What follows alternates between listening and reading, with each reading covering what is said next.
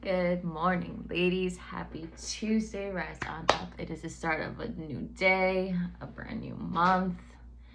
Not gonna lie, I like the month of July. It's like a month before my birthday, probably. It's probably why, but still.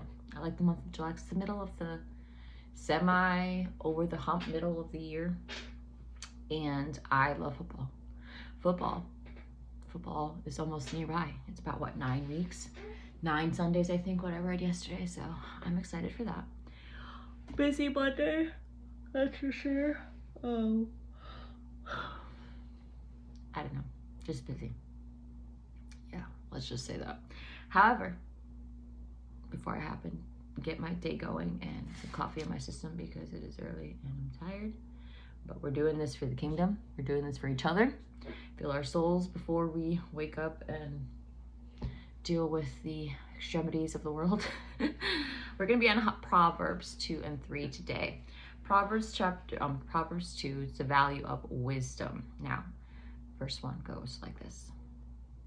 My son, if you receive my words and treasure my commands within you, so that you incline your ear to wisdom and apply your heart to understanding.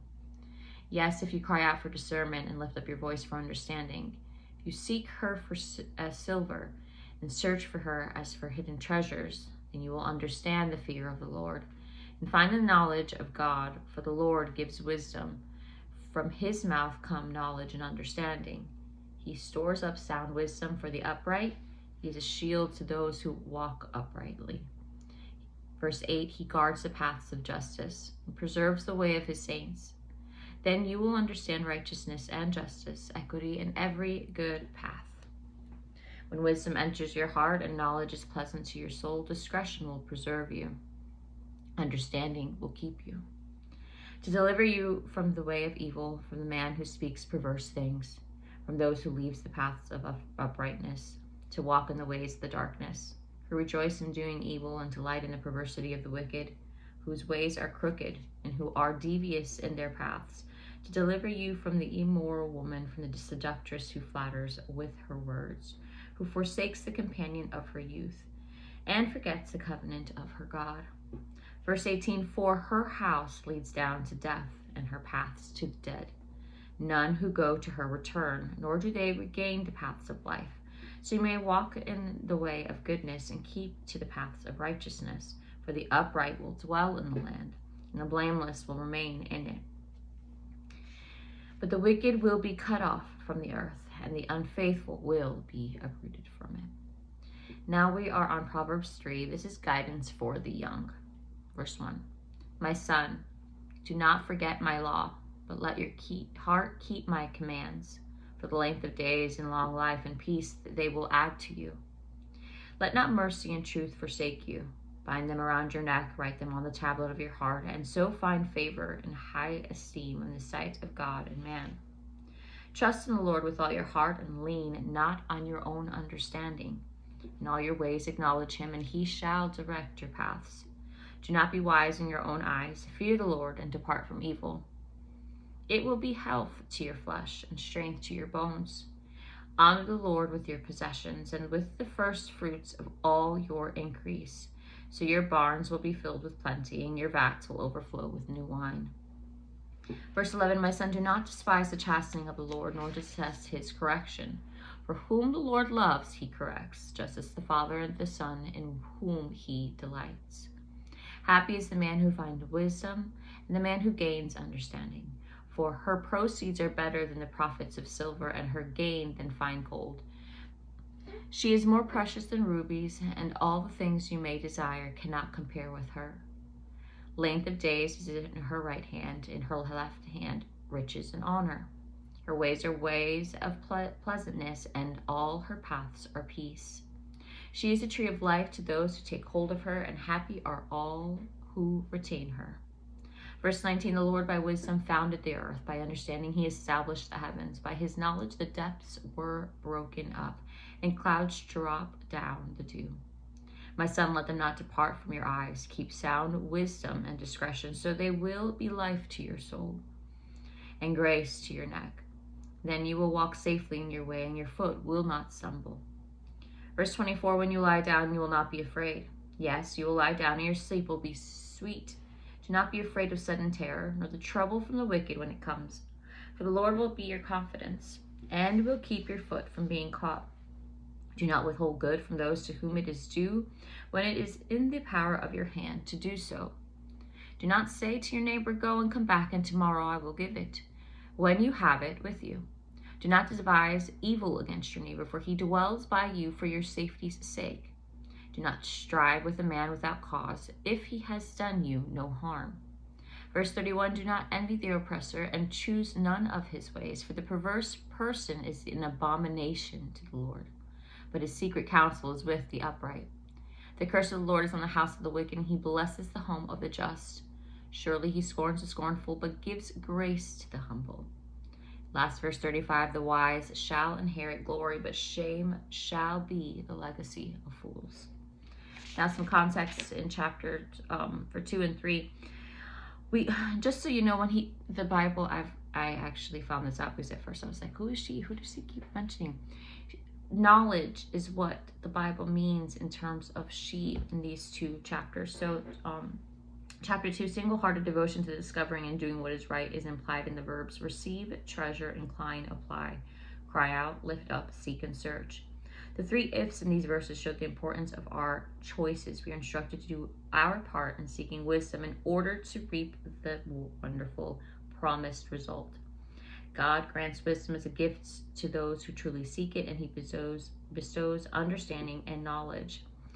The heart was the seat of the intellect and the life in itself in Hebrew thought. Not only must the ear be inclined to wisdom, but the heart, inclusive of the mind of Hebrew thought, must diligently seek to understand wisdom. Obedience is a lifelong endeavor.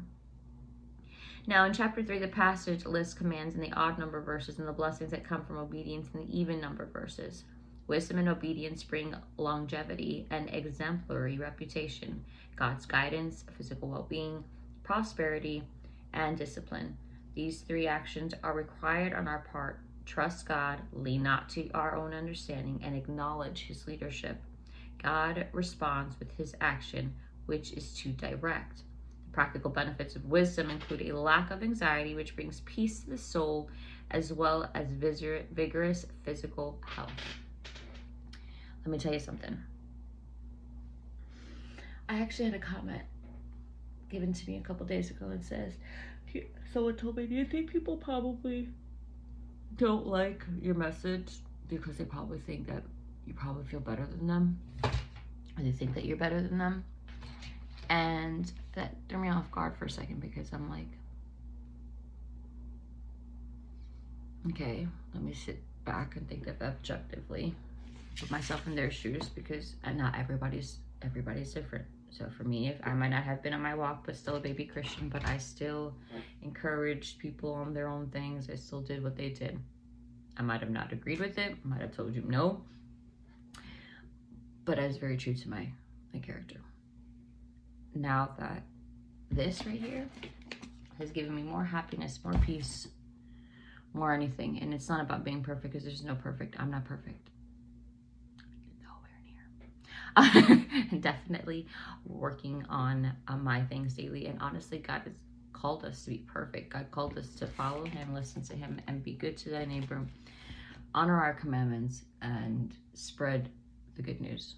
I never knew what that really meant. When I had a church trying to indoctrinate me in terms of getting me to do everything in my younger 20s without really learning God, learning about Jesus.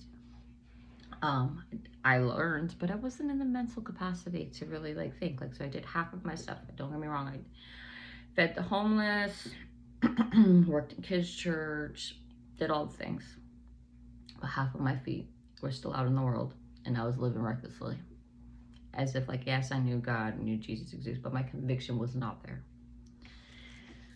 When someone decides to turn their life over to God, it's usually because there were situations, there's trials, it's not a fad. Nobody, it's not a popular thing. It's quite the contrary right now in this day in society. So speaking the good news and recording or doing anything that any Christian or religious person does because they want to spread what they were called to do. It's not easy and it's not popular. So honestly, it's really not about perfection. It's just doing what we're called to do. You don't have to follow. You don't have to listen. You can, hey, I get the Instagram ratings skip rate of whatever certain percent. So I know some people are skipping and it's okay.